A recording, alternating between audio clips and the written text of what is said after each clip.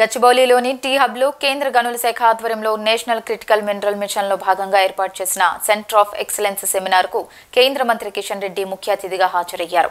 హైదరాబాద్ నగరం సృజనాత్మకతకు, శాస్త్ర సాంకేతిక రంగాలకు హబ్ లాంటిదని, పరిశోధనలు, ఎంటర్‌ప్రెన్యూర్‌షిప్‌కు అనువైన వాతావరణం హైదరాబాద్లో ఉందని కిషన్ రెడ్డి అన్నారు.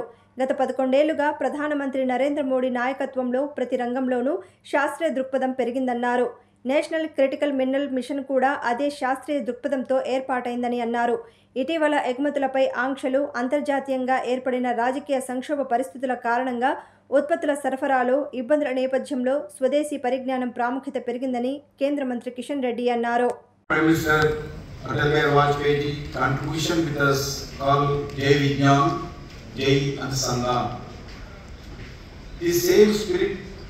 In the backbone of the National Critical Mineral Mission, as one of the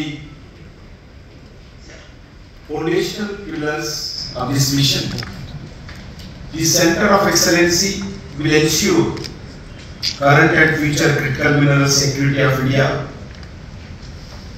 Friends, developing new technology, new solutions, the recent restrictions and geopolitical challenges have highlighted the importance of indigenous technology in securing our critical mineral supply chain. Further, the demand of EV batteries and renewable energy is likely to increase almost 3 times by 2030 in the globe. Therefore, India also needs a strong R&D ecosystem that will help us fulfill the needs of the country's future. It is here that India's scientists, engineers, startups and industry partners will work together to innovate under National Critical Mineral Mission to exploration methods, processing of rare earths, recycling batteries and developing next generation materials. Over the past decade, there has been concentrated effort. ఈరోజు మనకందరికీ తెలుసు, ప్రపంచంలో critical minerals పైన పోటీ పేర్కొంది.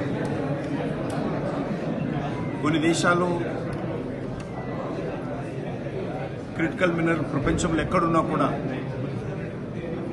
వారు వాటిని acquire చేసుకుంటున్నటువంటి పరిస్థితి మనం చూస్తూ ఉన్నాం. ఇటీవల ప్రపంచంలో వచ్చినటువంటి పోటీతత్వం కారణంగా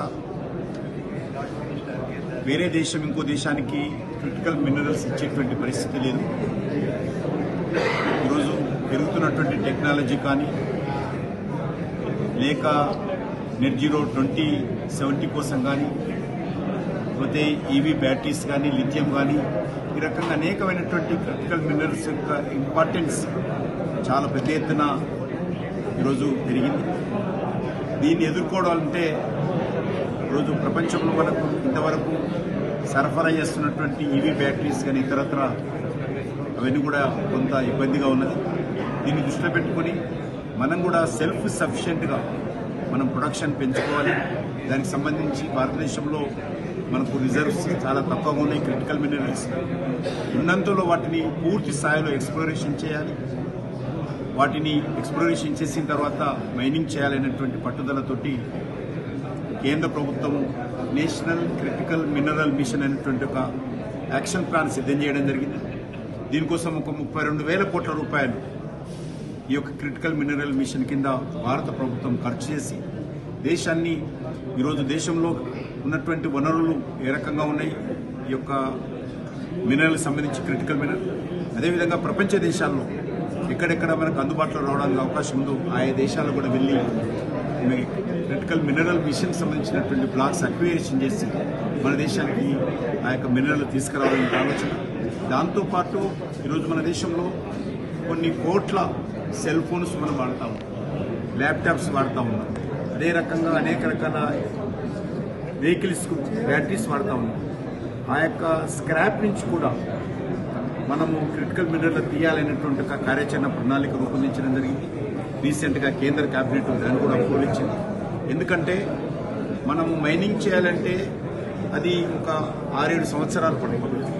అదే మనం ఈ స్క్రాప్ నుంచి తీసినట్లయితే 1.5-2 years లోపల మనము మెటీరియల్ లిథియం కానీ ఇతరత్వం కానీ మనం అవసరాలకు ఉపయోగించుకోవడానికి అవకాశం ఉంటుంది. కాబట్టి simultaneously government of India mining ministry ఈ యొక్క సెల్ ఫోన్స్ నుంచి కానీ ఐప్యాడ్స్ నుంచి కానీ లేక ఈవీ బ్యాటరీస్ కానీ అన్ని రకాలుగా స్క్రాప్ నుంచి మినరల్స్ తీయాలనేటువంటి పట్టుదలతోటి మొన్ననే లాస్ట్ వీకే కేంద్ర కేబినెట్ దానికి ఆమోదం వేసింది.